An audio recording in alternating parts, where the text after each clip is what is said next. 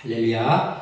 이제 오늘도 이렇게 하나님의 전에 찾아나가서 예배할 수 있도록 인도해 주시고 이 시간 동안 함께 말씀을 나누는데, 이 말씀을 나누고 우리가 정말 은혜 받은 자답게 그 은혜 받은 자가 살아가야 될 삶을 잘 살아가는 저와 이 모든 함께 나눈 그 식구들 다 되시길 주님의 이름으로 축원합니다. 자, 우리는 우리의 조상인 아담의 원죄와 또한 그를 통해서 흘러나온 그 죄성으로 인해서 우리들이 또한 그 원죄뿐만 아니라 우리가 살아가면서 죄성에서 한없이 나오는 그 범죄들로 인해서 사실상 이제 하나님과 단절되었던 그러한 것이 우리 인간들입니다.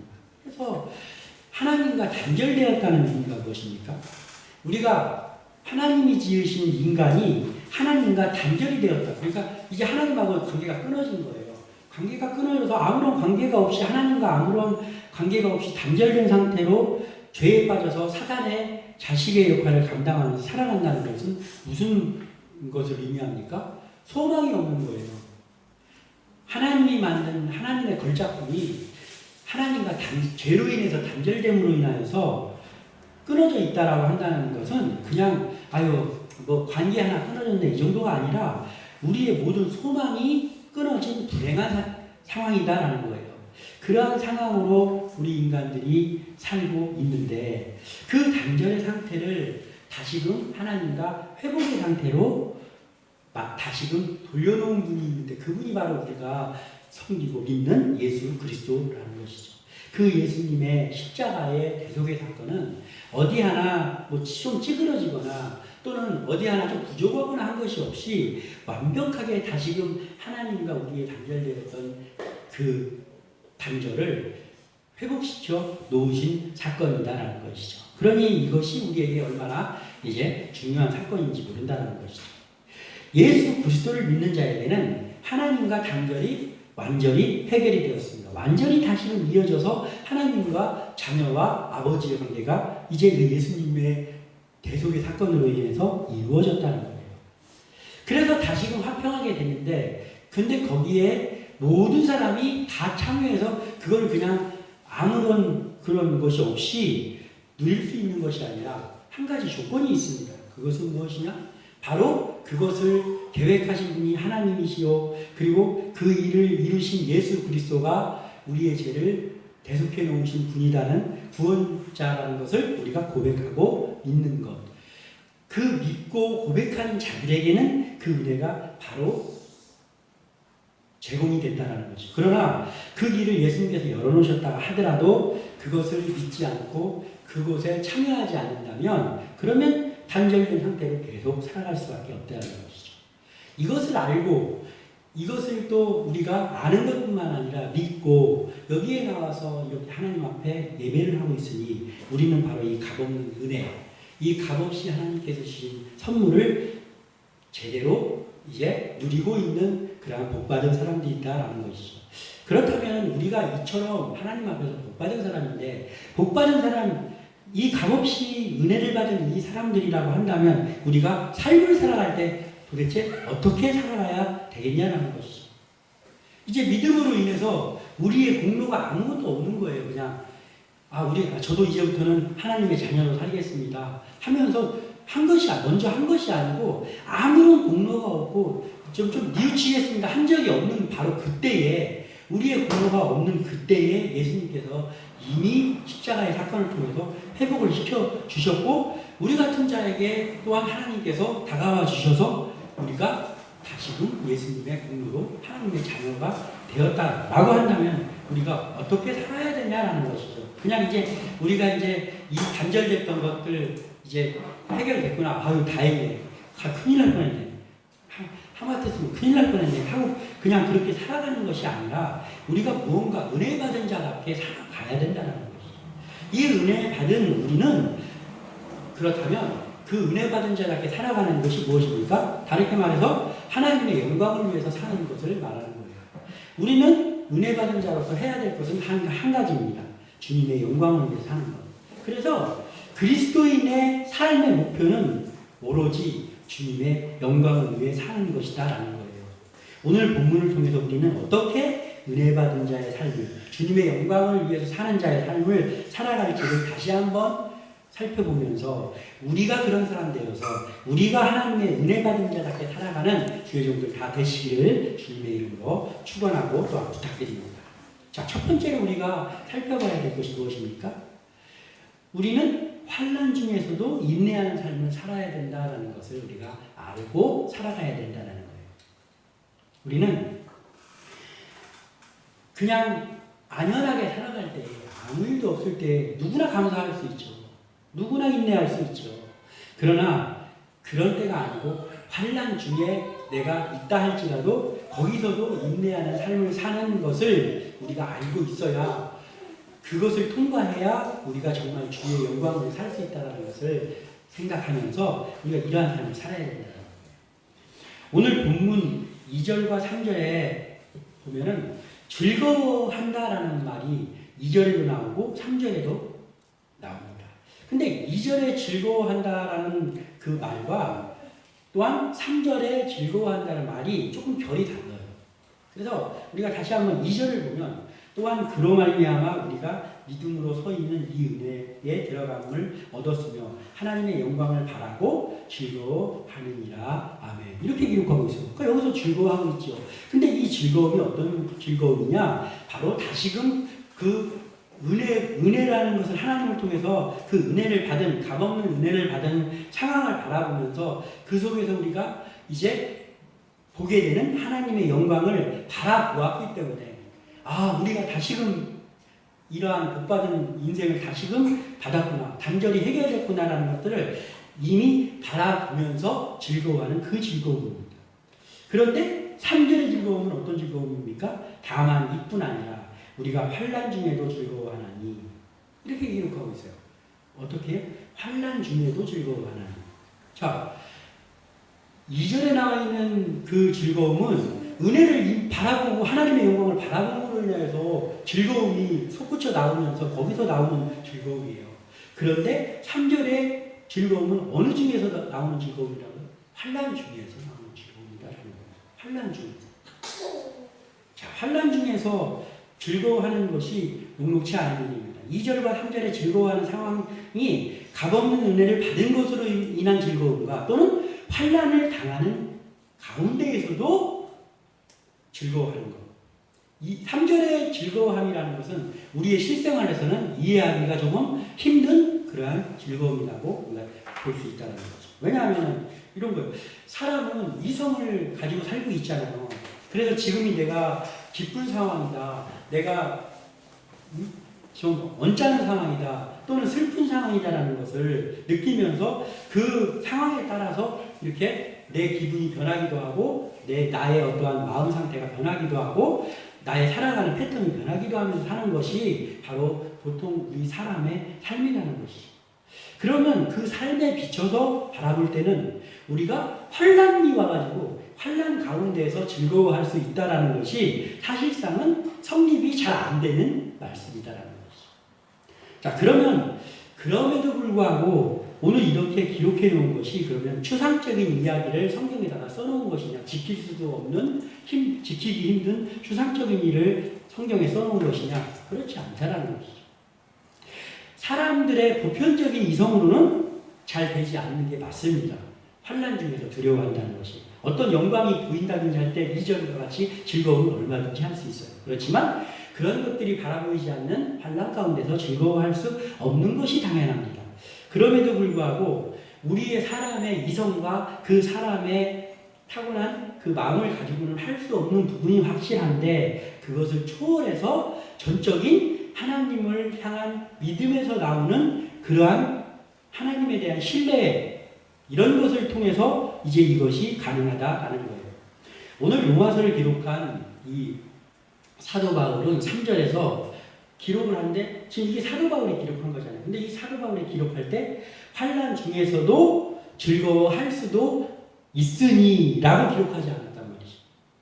즐거운 환난 중에서도 즐거워할 수도 있으니가 아니라 즐거워하나니라는 거예요. 이게 무엇입니까? 지금 현재 진행형이라는 거예요. 현재 진행형입니다. 바울이 대부분 그랬지만은 이 로마서를 쓰고 이런 것들을 남기고 할 때 바울이 녹록했던 상황 가운데 놓여 있을 때는 별로 없었어요. 거의 없었어요. 그냥 옥에 갇혀 있거나 아니면 뭐 환난을 당했거나 아니면은 막 어디 누구한테 쫓겨다니고 있거나 아니면 포승실에 묶여서 로마 감옥에 있다가 막 배를 타고 또 다른 데로 옮겼다가 결국에는 나중에 로마까지 가고 이런 환난 가운데 있을 때가 훨씬 많았어요. 그런데 오늘 이 로마서를 기록하고 있는 이 바울이 현재 진행형으로 지금 즐거워하나니라고 기록한 것은 지금 무엇입니까? 지금 현재 본인을 포함해서 바울 본인을 포함해서 우리가라고 표현을 했잖아요. 여기서 보면은 우리가 환난 중에서도 즐거워하나니 우리가 환난 중에서 지금 여기서 말하는 이 우리가라는 소개는 뭐 아굴라와 브리스길라 부부 같은 사람도 있었을 것이고 그리고 또 뭐 누가와 같은 사람도 있었을 것이고 신라와 같은 사람도 있었을 것이고 어찌되었던 바울과 함께 복음을 전하는 그 사람들이 지금 실제로 현재 진행형으로 환난 가운데서 즐거워하고 있다라는 거예요. 그렇다면 이 바울과 그때 함께 복음을 전했던 사람들이 환난 중에서도 인내하며 또 즐거워하는 것을 실천하고 있었다면 지금을 살아가는 우리에게는 그때의 성령의 역사와 다르냐는 것이죠. 아니다라는 거예요. 지금도 어렵지만 우리가 하나님의 은혜 가운데 있다는 것을 너무나도 확실하게 깨닫고 그 하나님을 의지하는 믿음 안에 있다면 이 바울과 같은 이러한 환난 가운데서 즐거워하는 일을 지금도 할 수 있다라는 거예요. 그러나 그것이 우리의 힘으로는 안 된다는 것이죠. 우리의 힘으로는 안 되고 바울과 그때 함께 복음을 전하는 사람들도 그것을 할 수 있었던 것이 그들이 믿음이고 대단해서가 아니고 그들을 하나님께서 인도하여 주셨고 또 그들에게 성령께서 역사해 주셨기 때문에 그걸 할 수 있었던 거예요. 그들이 그렇게 해서 할 수 있었던 그것을 지금도 우리가 하나님을 의지하고 하나님을 믿는 믿음 안에 서 있다고 한다면 지금 약하지만 우리도 할 수 있는 왜냐하면 그 후에 있을 그 영광을 바라보기 때문이다라는 것이죠. 오늘 이렇게 환난 가운데서 즐거워하나니 하면서 그 뒤에 뭐라고 말씀했습니까? 이는 환난은 인내를, 인내는 연단은 소망을 이루는 줄 알미로다. 아멘. 이렇게 기록하고 있어요. 그러니까 그냥 환난이야. 너희들 감수하면서 환난이 와도 그냥 하나님 감사합니다 하면서 그렇게 해라고 한 것이 아니라 그 환난을 인내하면서 즐거워하면서 오히려 버텨내고 그러면서도 하나님을 향한 그 삶을 살아가면 결국에는 어떻게 된다는 거예요. 그 연단을 통해서 오는 것이 있는데 소망을 이루게 하신다라는 거예요. 그래서 하나님께서 그 모든 것들을 믿음으로 이겨낸 후에 하나님께서 주시는 상급이 있다라는 거예요. 하나님께서 우리를 성장시켜 주신다라는 거예요. 그러니까 지금은 일어나지 않은 소망이죠. 앞으로 일어날 소망입니다. 이 소망을 믿으면 그게 가능해진다라는 거예요. 그렇다면 우리는 어떻게 해야 됩니까? 우리가 바로 그 소망을 바라보는 가운데 우리도 지금 우리에게 하나님을 믿고 나가고 있는 가운데에도 환난도 오기도 하고 또 슬픈 일이 닥쳐오기도 하지만 그러한 일들 속에서도 기도하면서 이겨내고 그 연단을 이겨내는 믿음을 가지고 나가는 주의종들이 될 때 그때 우리에게 하나님의 때에 하나님께서 준비해 놓으신 그 소망이 우리를 찾아온다라는 거예요. 이런 것을 알고 우리가 사역을 하면서 하나님 앞에 나가는 주의종들 또 우리 함께 나누게 되시기를 주님의 이름으로 축원합니다. 자, 그럼 두 번째는 무엇입니까? 인내하면서 연단을 해야 돼요.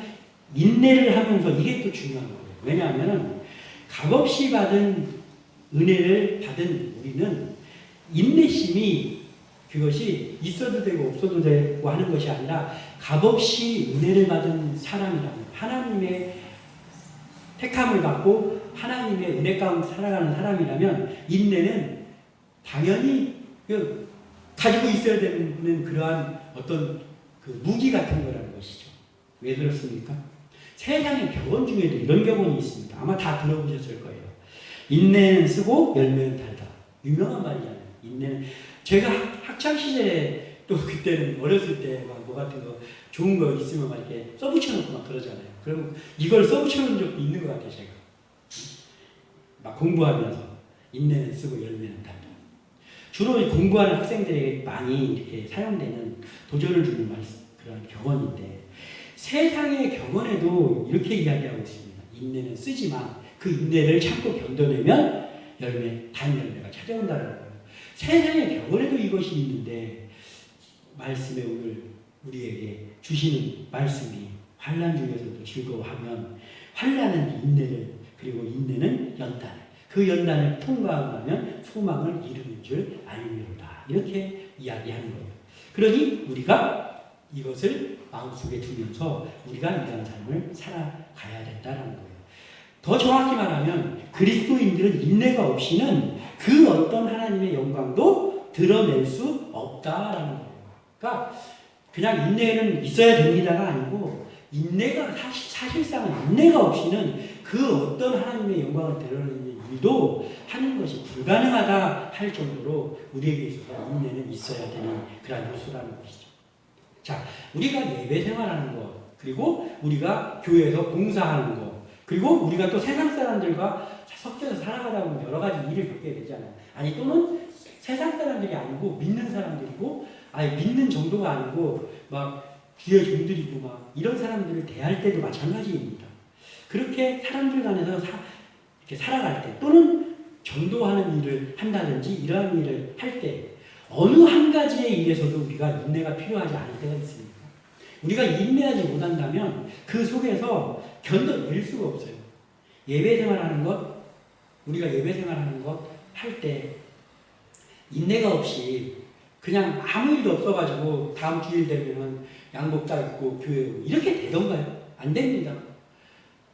내 의지가 없이 예배를 드릴 수 없는 중에 될 때도 있잖아요. 내 믿음이 깔아져서 하나님의 앞에 예배드리지 못하는 경우도 허다하지 않습니까? 또는 우리 겪었던 코로나와 같은 우리가 생각지도 않았던 의외의 상황 가운데 있어서 예배 생활하는 것이 녹록지 않을 때도 있지 않습니까? 우리가 살아가다 보면 이 예배 생활하는 것도 녹록지가 않아요. 교회 봉사하는 것 녹록합니까? 다 할 수 있는 거 아니죠. 나의 시간과 모든 것들, 물질과 모든 것들을 투자하지 않고는 할 수 없는 부분들입니다. 인내가 필요한 부분들이잖아요. 세상 사람들과 섞여서 살아갈 때 인내심이 바닥이 날 때가 얼마나 많이 있습니까? 그럼에도 불구하고 우리가 인내하면서 하나님만 바라보면서 나가야 되니 얼마나 이 인내심이 중요하냐는 것이죠. 그래서 우리는 인내를 가지고 환난 가운데에서도 즐거워하면서 하나님 앞에 나가야 되는데 그 나갈 때 하나님께서 소망을 향해서 달려가게 하시는 여정 가운데 하나님이 반드시 주시는 것이 있는데 그게 뭐냐면 연단이라는 거예요. 연단이 무엇입니까? 연단이라는 말은 이런 말이에요. 쇠붙이를 달구어 두드려서 단단하게 한다 이런 뜻이에요. 연단이라는 말에 그냥 직설적인 그 뜻은 그거라는 거예요.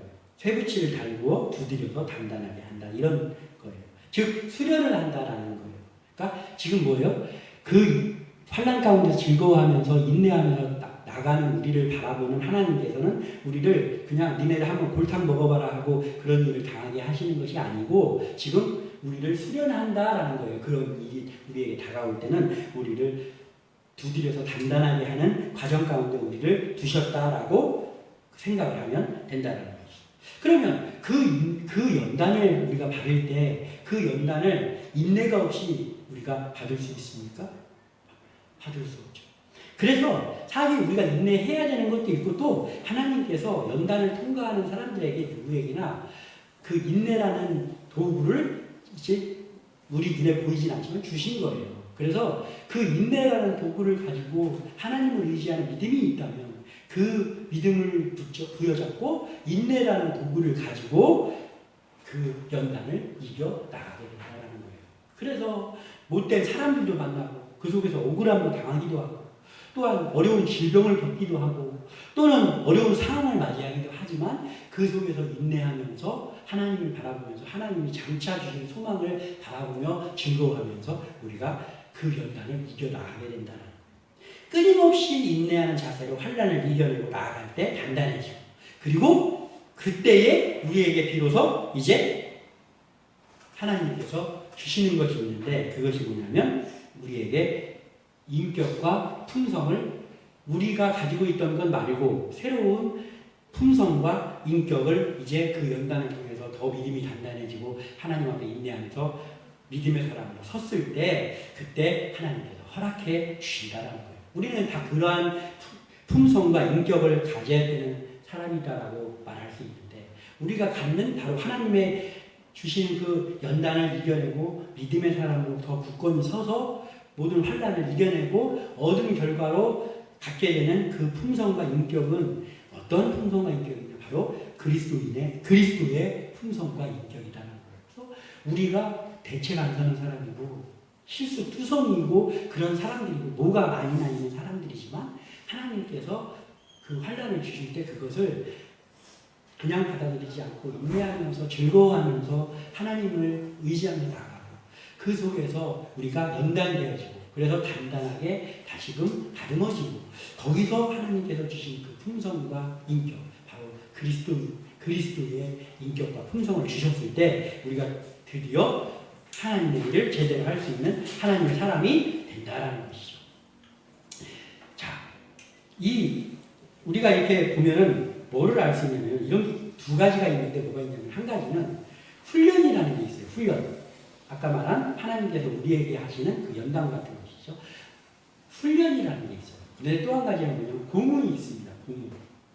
자, 그렇다면은 우리가 이렇게 보면 훈련과 고문은 반드시 차이가 있는데, 훈련과 고문의 차이가 무엇입니까? 훈련과 고문의 차이는 무엇입니까? 고문은 그 사람에게 그 고문을 가하면 어떻게 돼요? 시간이 지나갈수록 그 사람이 어떻게 됩니까? 피폐해지고 능력을 잃고 죽음의 구렁텅이로 가는 것. 이것이 바로 고문이에요. 고문. 그런데 훈련은 어떻습니까? 훈련도 누구한테 맞기도 하고, 복싱 선수들 맞는 거 봐요. 무섭게 맞습니다. 이런 공 같은 거 배에다 떨어뜨리고 하잖아요. 그런데 복싱 선수가 그거 훈련하는 거 보고, 저 복싱 선수가 수많은 고문과 박해를 이겨내고 챔피언 벨트를 땄네, 이렇게 말하는 사람이 있습니까? 그런 사람은 좀 약간 이상한 사람이지. 그 누구도 복싱 선수나 격투기 선수 이런 사람들이 훈련받는 모습을 보면서 고문받고 있다라고 말하는 사람은 없습니다. 그것은 뭔가 분명한 차이점이 있기 때문입니다. 훈련은 그 사람이 그 어려움을 당하고 거기서 이겨낼수록 시간이 지나면 지날수록 강인해지는 것, 단련되는 것, 이것이 훈련입니다. 그러나 고문은 사람을 피폐하게 만들고 죽음의 구렁텅이로 몰아가는 것이, 그것이 고문이라는 거, 완전히 다른 것이죠. 훈련은 그 사람을 고통 가운데서 강하게 만드는 것이고, 고문은 그 사람을 고통 가운데서 약하게 만드는 것이다라는 겁니다. 세상 사람들에게 오는 환난은, 그냥 보통 사람들에게 오는 그런 환난은 마치 고문과 같습니다. 그래서 그 환난 가운데 들어가면 너무 힘들고 너무 슬프기만 하고 너무나 어렵기만 합니다. 그러나 하나님을 섬기는 사람임에도 불구하고 그 믿음 안에서 하나님이 허락한 범주에서 하나님이 더 그를 단련시키기 위해서 오는 그 환난은 어떻습니까? 그때 당시에는 환난이 왔는데 어려움 당하고 막 어떤 일이 생겼는데 막 기뻐하고 웃을 수는 없죠. 즐거워하라는 말은, 인내하면서 즐거워하라는 말은, 환난 가운데 즐거워하라는 말은 그렇게 웃으라는 얘기가 아니라, 비록 그 상황이 너무나도 고달퍼서 울기도 하고, 그 상황이 너무 고달퍼서 빨리 여기를 좀 빠져나갔으면 좋겠다라고 부르짖으며 하나님 앞에 때를 쓸 수도 있지만, 거기서 즐거워한다는 것은 그 이후에 있을 이 소망을 바라보면서 지금 내가 인내하면서 하나님 앞에 믿음으로 서서 하나님이 이 환난을 벗어나게 하실 것을 지금 못 벗어났지만 그 미래를 바라보면서 있으라는 거예요. 그게 즐거워하는 거예요. 그런 일이 있음에도 웃을 수는 없지 않습니까? 그런 것이. 그래서 우리가 마치 하나님께서 우리에게 환난이 오게 했을 때 훈련받는 사람의 심정으로 우리가 그 속에서도 즐거워하면서 달게 받는 심정으로 인내하면서 나아가면 하나님이 주시는 연단은 우리를 넘어지게 하고 우리를 피폐하게 만드는 것이 아니라 우리를 그 연단을 통과하고 나면 더 성장한 사람으로 세워주신다라는 거예요. 욥이 대표적인 인물이 욥이잖아요. 욥이 그렇게 환난을 당했는데 욥이 환난 당하기 전에는 하나님을 안 믿었습니까? 그보다 더 의인이 없다 그랬잖아요. 그럼에도 불구하고 하나님이 더 큰 소망을 주시려고 그 환난을 다 주셨잖아요.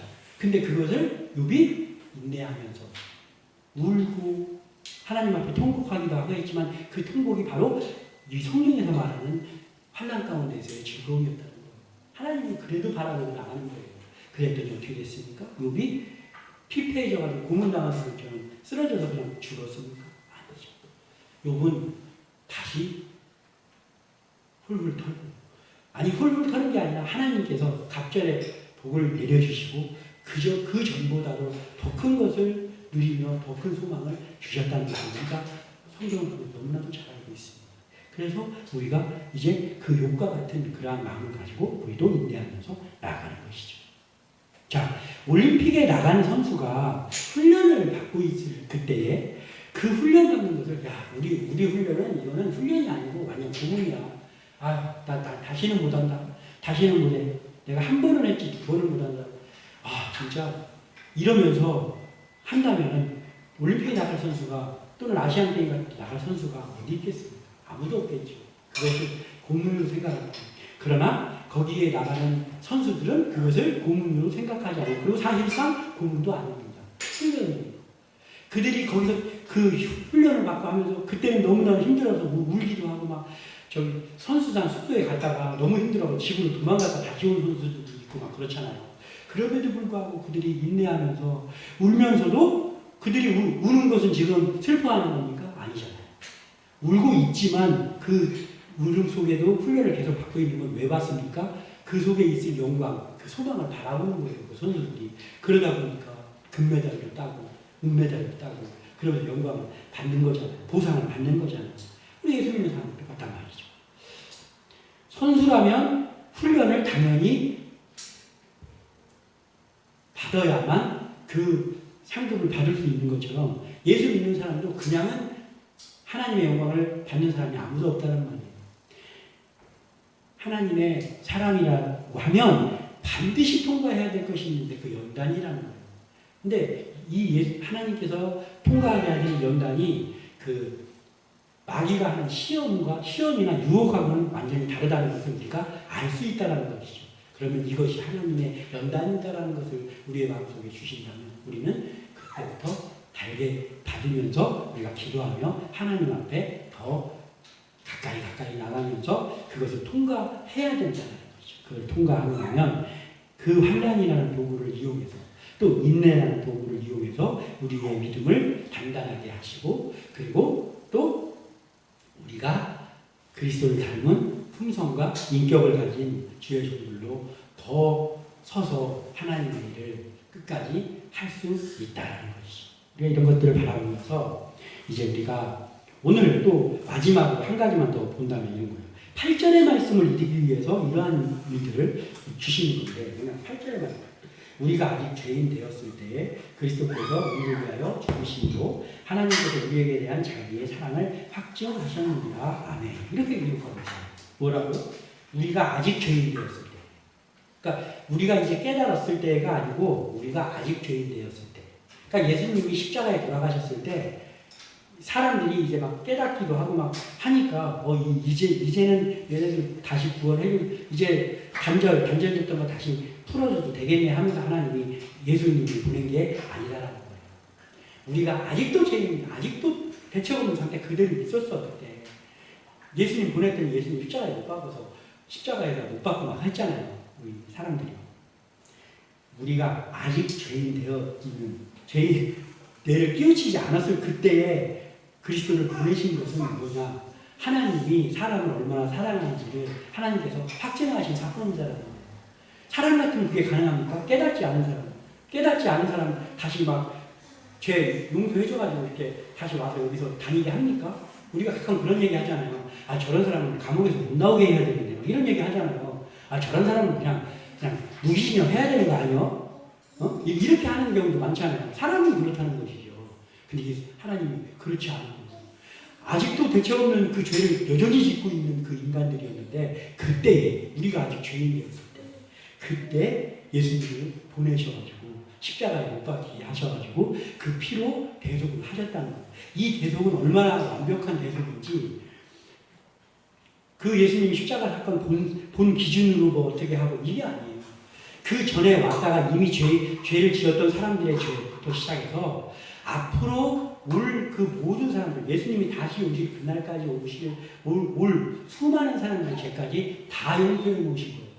그리고 그것을 고백하고 믿기만 하면 그 값없는 혜택을 누리는 거예요. 그 혜택을 누리는 사람들을 우리가 알고 있잖아요. 우리잖아요. 우리가 그걸 누리고 있지 않습니까?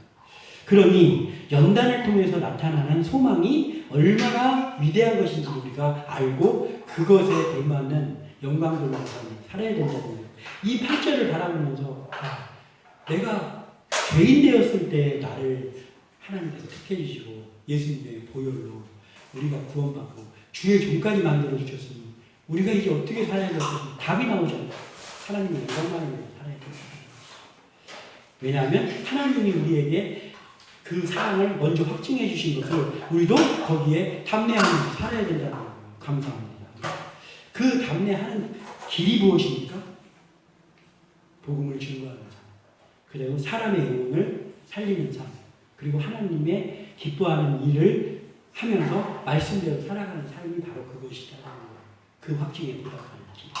이러한 삶을 살아가면서 우리뿐만 아니라 우리에게 맡겨주시는 영혼에게도 그런 것들을 잘 가르치면서 우리 교회에서 많은 하나님의 일꾼들이 나오고 그리고 우리 교회가 하나님을 기뻐서 껄껄껄 웃게 해드리는 그러한 함께 나는 교회 되기를 또 그 주의 종들 되기를 주님의 이름으로 부탁드리고 축원합니다. 기도합니다.